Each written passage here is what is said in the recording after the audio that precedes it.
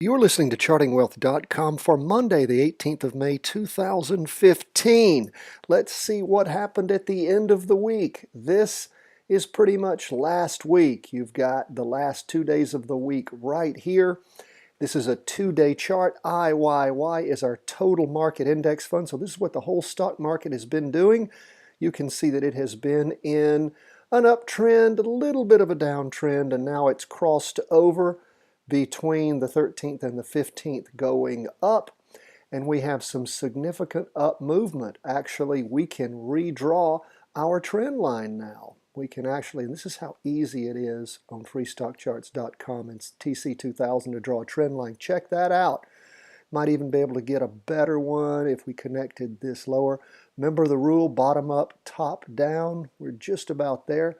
That is an okay trend line. We should be connecting 3. That's a good trend line right there. Check that out. That is a nice upward moving trend line. We have 3 candles connected. It is our 2-day chart. Crossover going up on the MACD, the moving average, convergence, divergence. By the way, these charts we talk about, if you go to chartingwealth.com and sign up for our daily newsletter that sends you this review along every day, along with all the different trainings that we post 2 times a week, along with you get a free layout, a free freestockcharts.com layout, the kind we use every day. So I encourage you to go to chartingwealth.com, sign up right there. All we ask for is your first name and your email address.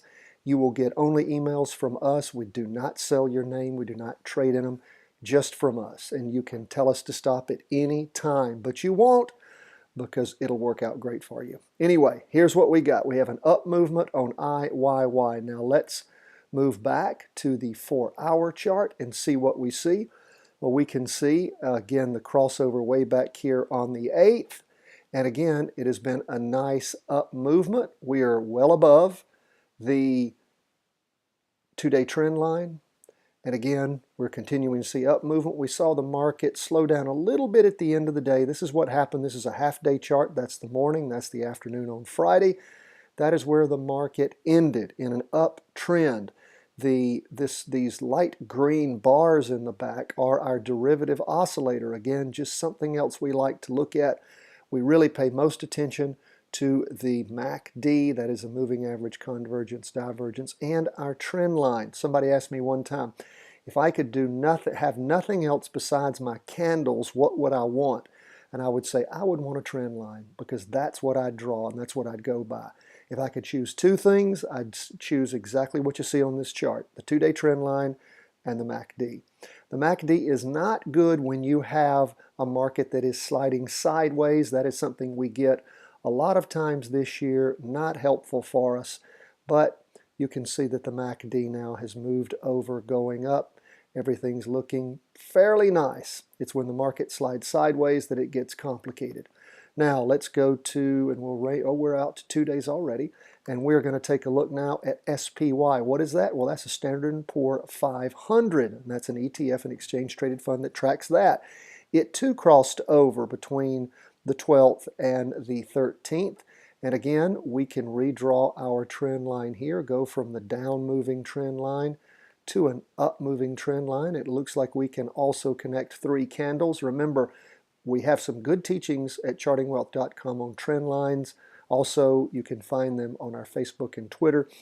What we always say, the rule for drawing trend lines, bottom up. So if the market's moving up, you draw the trend line from the bottom, like you just saw with that downtrend, top down. So we have a bottom up crossover going up. Derivative oscillator has not crossed yet, but it is losing steam.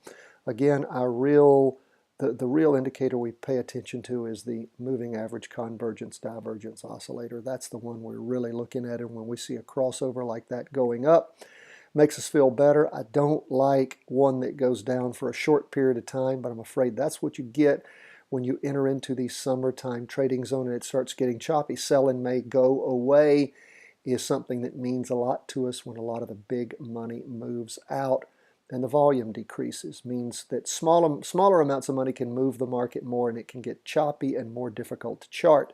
Here's where we see the MACD moving over on the 4-hour, the half-day chart.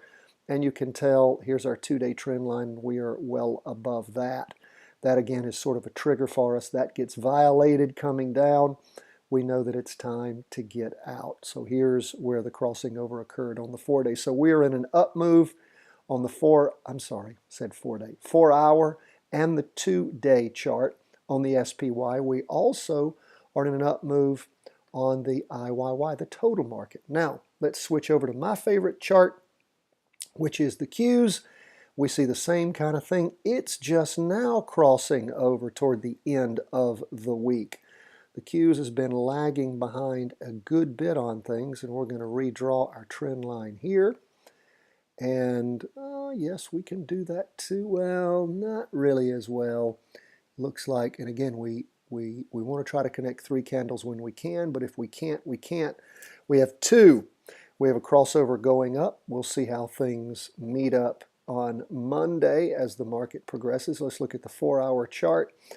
You can see the same thing, crossover going up between the 13th and 14th, and we're above that. So we're in uptrends on all 3 of our indexes, the total market, the S&P 500, and the Qs or cubes, which is the NASDAQ 100, the tech stocks.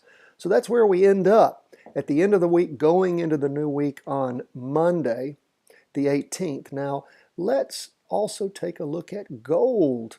Look at gold. Gold has been moving up, up, up. Let's go back to the 2-day, which is always where we like to start. And of course, again, gold needs a new trend line drawn. And see, I'm glad you get a chance to watch how easy it is with this charting software. It's one reason I love freestockcharts.com so much. Just a great piece of gear by Chris Warden and the good folks at Warden Brothers. Okay, that's where we are.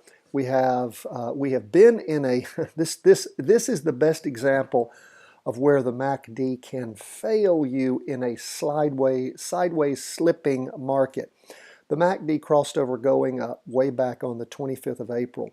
You can see it going up, and then as it starts to trundle down, do you see it ever cross over on the MACD going down? No, but it loses a significant amount all the way from up here at, what is that? I would say it closed at 117, and it never crossed over going down, but it went as far down as 112.28. Now that's a big difference, but it never told you to get out.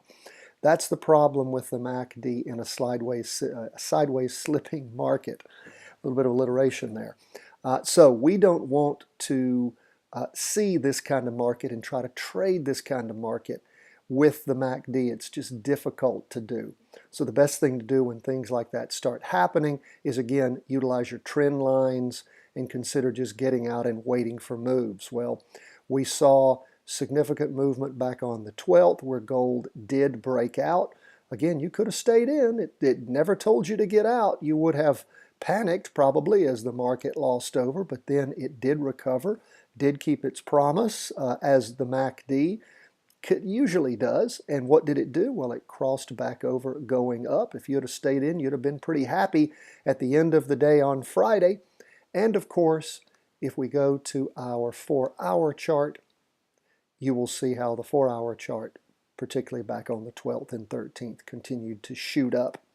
And this is where the market ended the day on Friday on the 4-hour chart. So basically, we have gold on the 4-hour and the 2-day chart going up. The same with the total market, the same with the S&P 500, and the same with the Qs. So if you were in any or all of these indexes, you should have been very happy toward the end of the week.